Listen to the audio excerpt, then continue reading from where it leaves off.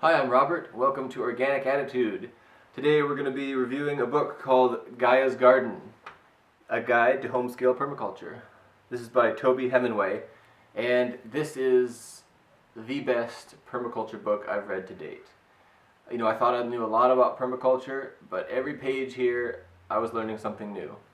Um, just to give you an idea, the concept of permaculture, in case you're not familiar, is basically you make your garden into an area that is sustainable and will take care of itself, basically. That with a traditional garden, you strip the soil and then you plant vegetables that grow up, and you have to fight off diseases, you have to fight off pests, you have to fight off weeds, and then the next year you till everything in and start over again. Well, permaculture and this book advocates a whole new way of thinking. Essentially, it's food forests. A patch of ground left to its own devices will want to become a forest. Anywhere in the world, a patch of ground will always become a forest eventually. So instead of fighting the forest and tilling everything under every year and having to fight weeds, why not just let it become a forest that's edible? And that's kind of the premise behind, really the core idea behind this book, is that you use perennials, plants that will keep coming back year after year, and using a host of other diverse soil building techniques, you can really make a thriving garden that takes very little work and becomes, a veritable Garden of Eden. So, just a couple examples, from the book they talk about.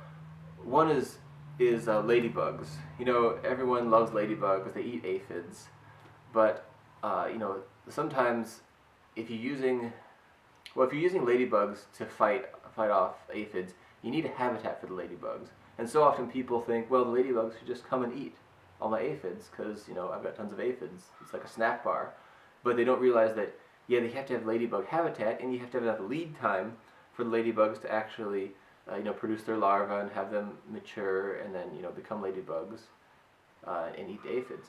So that's just one reason why it's extremely important to have lots of habitat. That habitat is going to be ground cover. It's going to be good soil with lots of organisms in there. It's going to be trees. Trees play an amazing role. There's a whole chapter on trees and the benefits that they do. So much more than I ever thought. It's not just that the trees provide shade and fruit. They provide habitat. They provide soil nutrients. They provide so much more. And anyways, back to the ladybugs, you still have to have the habitat and you have to have the lead time. And one of the tragedies is when people use pesticides. You kill off, you notice a ladybug infestation, you spray pesticides, and you kill aphid infestation. You have an aphid infestation and you spray to kill off all the aphids. Well, unwittingly, you've also killed off all the ladybugs.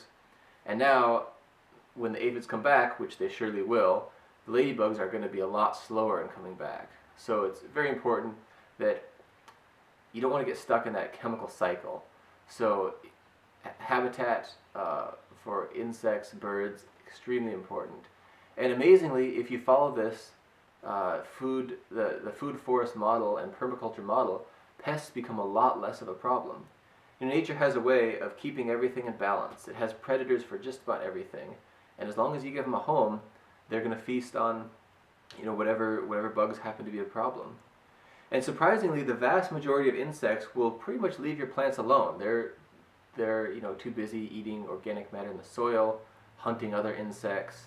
And when there is a pest, like aphids, for example, you're going to have a host of other predators that will jump on them and keep them in check if they start getting out of control. And really, you can craft many different varieties of food forests. They talk about whole networks based on a single plant. Like there's talks about guilds. Like there's an apple tree guild that has the apple tree kind of as its head, and then a lot of other plants underneath it. And it's based on trees usually because that's the biggest plant around. And then there's so many other things that complement that. And each tree has its own unique plants that'll help complement it the best. And of course, it also depends on your location. Like up here, we're in Spokane, Washington. Fairly cold in the winter, fairly short growing season. So, for perennials, for us, is going to be a little bit more limited, but there's still an amazing host of perennials that will do the job.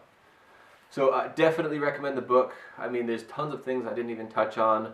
I mean, you have hugelkulturs that we just built outside for our melons. You've got what the author calls microherds of organisms and how to help their numbers increase. Just so many other great tips. Keyhole gardening. Definitely recommend that you check it out. And be sure to check out our other reviews as well on organicattitude.org.